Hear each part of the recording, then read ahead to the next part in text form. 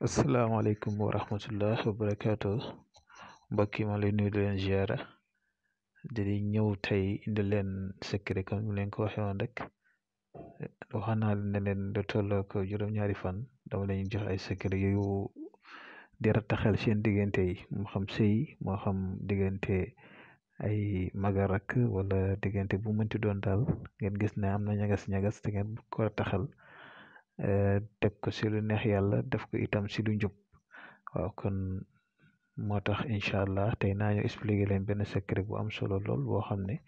képp ku am jafe-jafe boobu nga koy dund ak sa jëkkër surtout sax sëy yi ñi am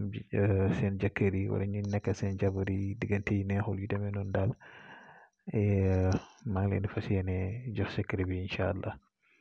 waaw secret bi nag mi ngi nii comme ngeen gisee kamatara ni ngeen koy bindee mooy yow yaay bind sa tur si kaw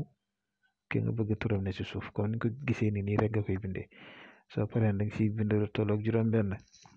soo ko bindee juróom-benn nag benn bi da nga koy jël nga def ko fuy tàng nga koy def beneen bi nga def ko foo xam ne day sedd mën naa nekk itam congélateur beneen bi da nga koy sëf ba si topp da nga koy jël nga ew ko takk ko beneen bi si topp da nga koy takk foo xam ne bu ngelaw li ñëwee dina ko ëpp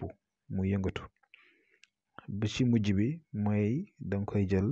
def ko saafara di ko sangoo kon juróom-benn la benn bi da nga koy def fi nga xam ne dañ koy maanaam day tàng toujours beneen bi nga def ko fiy sedd mën naa nekk fu ñuy jàppee mën nga ko suul foo xam ne day sedd wala nga dugal ko si congélateur beneen bi da nga koy sëf bi si topp da nga koy takk beneen bi da nga koy takk foo xam ne ngelaw bi ñëwee dina ko ëpp ak itam boo xam ne da nga koy sangoo kon loolu la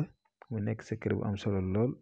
ngeen def ko te incha allahu rabbi yéene rek moo am solo lépp li ngeen yéene si chaîne bi da ko def rek yal na yàlla barkeel ko yal na yàlla rataxal diggante yi yàlla may nit ñi wërsëg yàlla aar nit ñi guddal fan yi ñi nga xam ne ñu ngi feebar yàlla yëkkati leen ñi nga xam ne ñu ngi see jafe-jafe yàlla génne leen si ñi nga xam ne ñu ngi jaaxle si fànn bépp problème bu mënti doon te doomu aadama bi da ko jànkonte rek maa leen di ñaan yàlla defar leen si tawféex dimbale leen si te chaîne bi ñu ñëpp ñoo ko bokk kon nag nañ ci ñaanlante nañ ci dimbalante ku nekk ñaan la moromam fu mu mënti toog rek kenn xamul ba bañ la mañ mooy nangu incha allah kon nag tey loolu laa leen indiloon